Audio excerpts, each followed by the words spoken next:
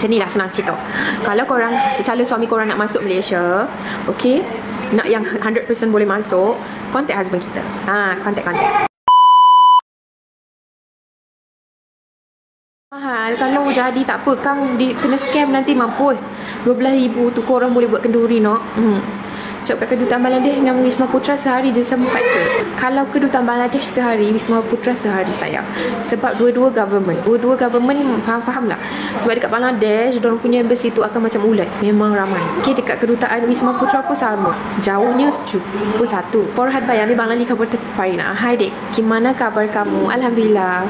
Assalamualaikum warahmatullahi wabarakatuh. Malaysia ada saya Kelang. Okay, Bangladesh kat mana? Dekat North Shingdi. Api Kemonaco, Alhamdulillah. Kalau masuk macam turis je tak boleh ke sis? Boleh sayang, boleh. Awak kena faham tau, orang Bangladesh yang masuk dekat Malaysia 99% kena reject sekarang. Satu, tak cukup support dokumen. Satu, kalau cukup pun diorang akan reject. Sebab apa? Sebab banyak kes orang Bangladesh masuk turis visa tapi diorang tak balik. Diorang tak balik ataupun diorang jadi kosong. Atau diorang punya kerja. Diorang jadi diorang kerja dekat Malaysia. So sebab tu walaupun cukup syarat, cukup semua dokumen, diorang akan reject. Sebab tu ramai orang Bangladesh yang nak masuk Malaysia, diorang gunakan ejen untuk masuk. Sebab ejen tu faham lah ya. Orang sana setia sangat akak. Orang sini actually setia tak setia tu adalah individu sayang. Dia macam Malaysia juga. Dekat Malaysia semua ada je orang mamat yang setia, ada yang tak setia. Ada yang kaki curang, ada kaki pukul kaki, macam-macam. Ruhi, kak akan fikir lagi. Tak ada orang bagi gift lah Rabin bang. Tak ada orang bagi gift. Gimana? Macam mana nak fikir tak ada orang bagi gift? Abang nak bagi ke gift Lion? Kalau nak bagi tahu, Ruhi fikir. Macam mana tak nak bagi kena reject? Under table. Tapi kalau 12,000 tu, itu dah memang minta kaki dah tu. Jangan.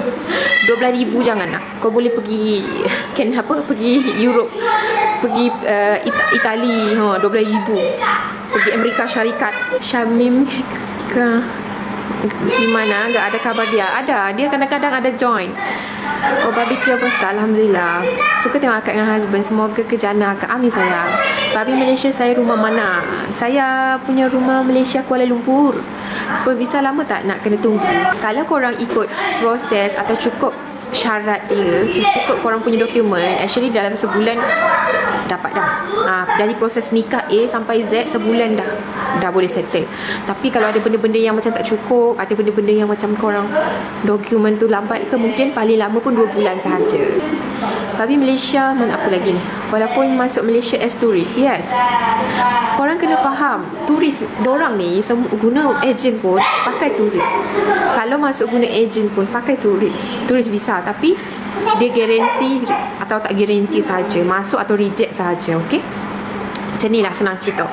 Kalau korang, calon suami korang nak masuk Malaysia, okey, nak yang 100% boleh masuk, contact husband kita. Contact. Salam babe, waalaikumsalam. Jangan korang pula contact, nanti korang pening. Tak boleh. Tu laki kita. Suruh calon suami korang call. Okay. Dia screenshot je, pergi dekat profile Ruhi, ada phone number, screenshot, cakap kat dia, call ini orang. Ini orang. Dia boleh bawa turis. Suruhlah calon suami korang discuss dengan husband kita. Nanti pandai-pandai lah diorang adjust, pandai-pandai lah diorang deal kan. Hai sayang, hi, hello. Okay, sebab tak semua benda kita boleh cakap dekat online, faham tak? So kalau lebih elok kalau korang contact husband kita. Dah buka puasa ke? Dah sejam tadi. Dah sejam dah. Kita dah lama tak pakai jam, tiba-tiba pakai jam jadi gatal. Hello Bangladeshi Babi. Hai Raya, berbuka makan apa hari ni? Kita makan kurma dengan jus oren, tembikai je. Kita orang kalau dekat Bangladesh, kalau berbuka puasa, dia makan buah-buah, snack-snack, macam goreng-goreng, kuih-kuih, macam tu je. Lepas nanti, bila dah lepas solat tarawih, dah solat maghrib apa semua, lepas tu baru kita orang akan dinner malam sikit, dalam pukul 10 baru dinner makan nasi. Ria besto. Seherite budmuri kawa nami kaina. Boleh ambil kata Parina. Kakak sudah makan ke? Sudah. Baru iftar. Assalamualaikum. Waalaikumsalam. Kika je. Acha kelo jauh.